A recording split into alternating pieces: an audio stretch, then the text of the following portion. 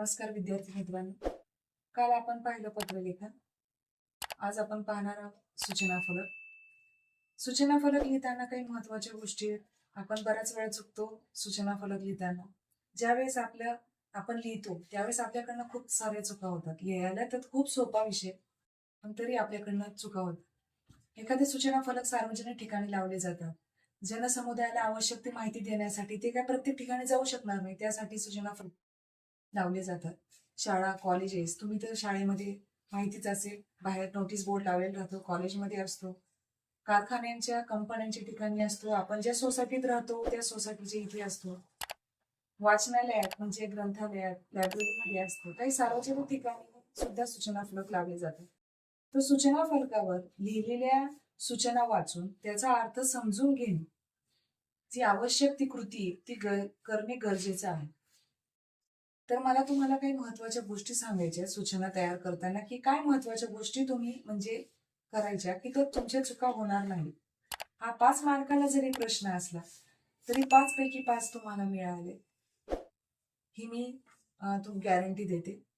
कारण तुमच्या चुका तिथे होणार नाही. सूचना फलक तयार करताना प्रथमतः सूचना ही तुमची कमीत कमी शब्दात असावी, मोजकीच असावी, की समोरच्याला आपल्या एका शब्दामध्ये समजून जाईल की याला नेमकं काय सांगायचं. सूचनेचे लेखन स्पष्ट शब्दात पाहिजे, नेमके, शुद्ध लेखनात चुका नको, विषयानुरूपच हवे. तिसरी सूचना की सूचनेतील जे शब्द आहेत, जी भाषा आहे ती सर्वांना समजेल इतके सोप्या भाषेत असावी आणि शुद्ध लेखन अतिशय स्वच्छ असावे. तर आपण एखादं उदाहरण घेऊ. उदाहरणार्थ, उद्या शहरात मुसळधार पावसाची शक्यता आहे. आपण इथे लिहून घेऊ सूचना फलक. तर यामध्ये आपल्याला असं लिहायचंय की उद्या शहरात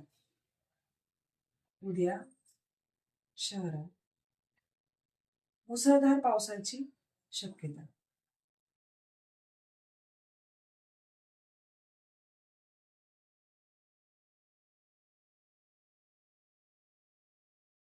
मुसळधार पावसाची शक्यता आहे. तर नागरिकांनी काय खबरदारी घ्यावी, ही महानगरपालिकांनी दक्षता विभागाने सूचना फलक लिहिलं. आता लिहिताना काय करायचं, पहिल्यांदा सूचना फलक इथून सुरुवात केली तुम्ही. त्यानंतर लिहायचंय की कोणी दिली तुम्हाला सूचना, तर महानगरपालिका, त्यांचं नाव लिहायचं, पालिकेचं, महानगरपालिका, मुंबई, पुणा, काही असेल, दक्षता विभाग, परत लिहिलं. त्यानंतर तारीख टाकायची, दिनांक टाकायची की कोणत्या दिवशी ते होणार आहे, म्हणजे काय, उद्याची तारीख च्या अगोदर 1 दिवस अगोदरची तारीख टाकायची, काही असेल. आता जून मध्ये पाऊस पडतो म्हणून इथे कोणतीही तारीख 8 जून टाका, 9 जून टाका, 2024 इथे जी डेट असेल ती इथे लिहायचं. तमाम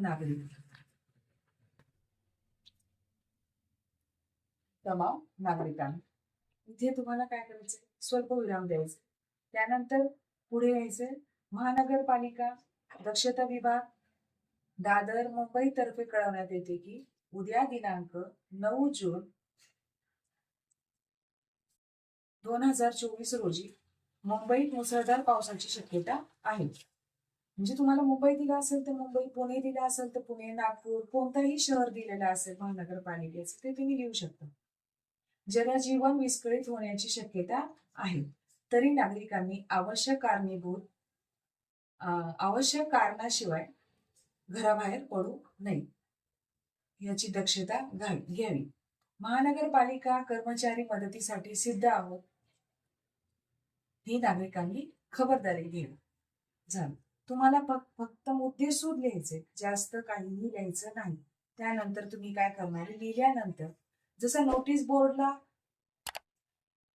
असं पेन्सिलने किंवा तुम्ही हिचं चौकोन करून चौरस मध्ये लिहून असं पूर्ण करायचं आणि खाली लिहायचं, याची नागरिकांनी नोंद घ्यावी. इथे शेवटी लिहायचं महानगरपालिका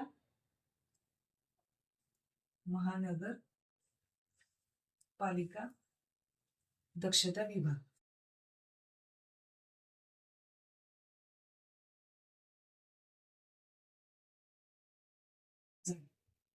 समजलं असेल तुम्हाला. थँक्यू.